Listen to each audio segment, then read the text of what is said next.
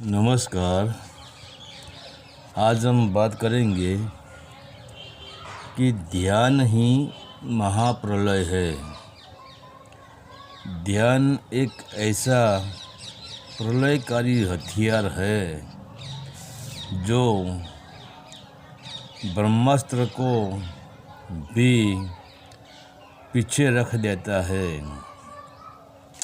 क्योंकि ध्यान आते ही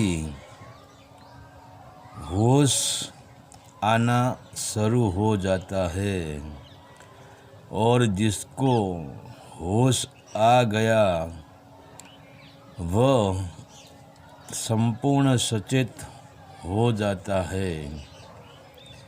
फिर चाहे तुम जगत में शरीर से जो कार्य हो रहा है इसमें ध्यान रखो, तो पहली बात तुम्हारा कार्य कोई भी हो और इसमें निरंतर रूप कहीं आवरण काम कर रहे होते हैं, तो तुम्हारा जो कार्य है इसमें सच्चा ध्यान लगाओ, तो यही कार्य में तुम्हें सफलता मिलेगी ही मिलेगी।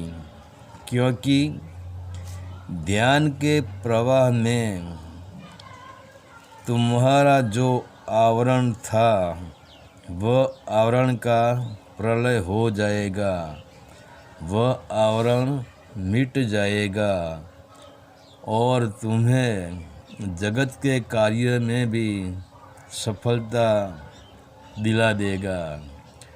अगर जगत में हम जो कार्य करते हैं इसमें यदि हम ध्यान नहीं देते तो हमें किसी भी कार्य में सफलता मिलती नहीं है। क्योंकि हर कार्य में पीछे पीछे आवरण होते हैं और जैसे जैसे ध्यान हर कार्य में ध्यान हम एकत्रित करते हैं वैसे वैसे आवरण हटते जाते हैं और आवरण हटते ही हमें सफलता मिलती है। वैसे ही जब हम आध्यात्मिक साधना में ध्यान में उतरते हैं और जैसे जैसे ध्यान सधता है वैसे वैसे भीतर भूचाल आ जाता है, प्रलय आ जाता है और इसी प्रलय में हमारी हर प्रकार की वासना, हर प्रकार का मोह, हर प्रकार का भय, राग, द्वेष और खुद मैं का भाव, ईगो का भाव, अहम, सब यह महाप्रलय में विनाश हो जाता है। और दूसरी बात, हम जो देख रहे हैं वह सब पांच तत्व का ही खेल है और हमारी दृष्टि इसको सत्य मानती है। जो ध्यान में सही तरीके से उतरने से ये पांच तत्व का भी प्रलय हो जाता है। मतलब मूलाधार चक्र से लेकर मणिपुर चक्र तक यह पांच तत्व सीमा है, पांच तत्व की सीमा है। धरती का चक्र है मूलाधार और आकाश का चक्र है मणिपुर, तो यह पांच तत्व की सीमा है। तो मूलाधार चक्र से लेकर मणिपुर चक्र तक पांच तत्व है और पंचदेव है, जैसे गणेश, रिद्धि सिद्धि, विष्णु, लक्ष्मी जी, ब्रह्मा, सावित्री, शंकर, पार्वती जी और जिसे हम जगत जोग माया कहते हैं या देवों की माँ कहते हैं, वह सभी का निवास स्थान यह 5 चक्र में है। और यह 5 चक्र को हम पिंड भी कहते हैं। तो सबका निवास स्थान यह पिंड में है। और जो शक्ति पिंड में है, इसकी उत्पत्ति भी होती है और प्रलय भी होता है। और जब तक हम पिंड में रहते हैं, तब तक हमारे सिर पर आदि व्याधि और उपाधि भी रहेगी, विषय वासना भी रहेगी, मोह माया भी रहेगी, हिंसा और भय भी रहेगा और अहंकार भी रहेगा।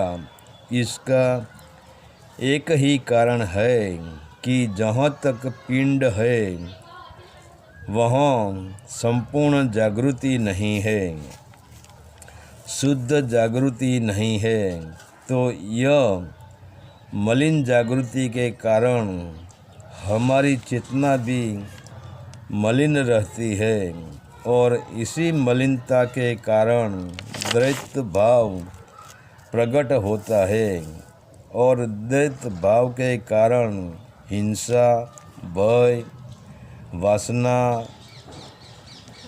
वासना को पोषण मिलता है। मगर जो कोई ध्यान में यानी गहरे ध्यान में उतर गया, तो समझो महाप्रलय आ गया, क्योंकि गहरे ध्यान में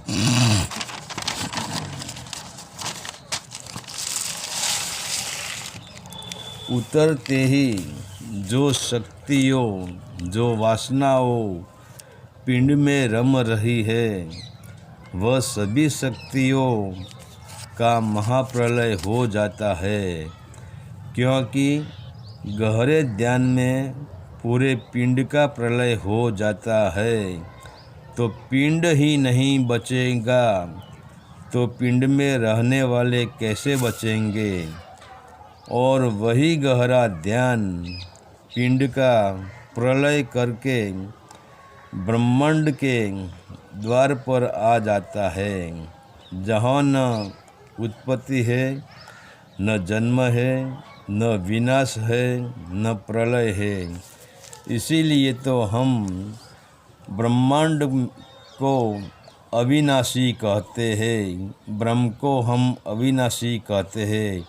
मतलब जिसका प्रलय, जिसका विनाश यह पिंड और अविनाशी यानी ब्रह्म।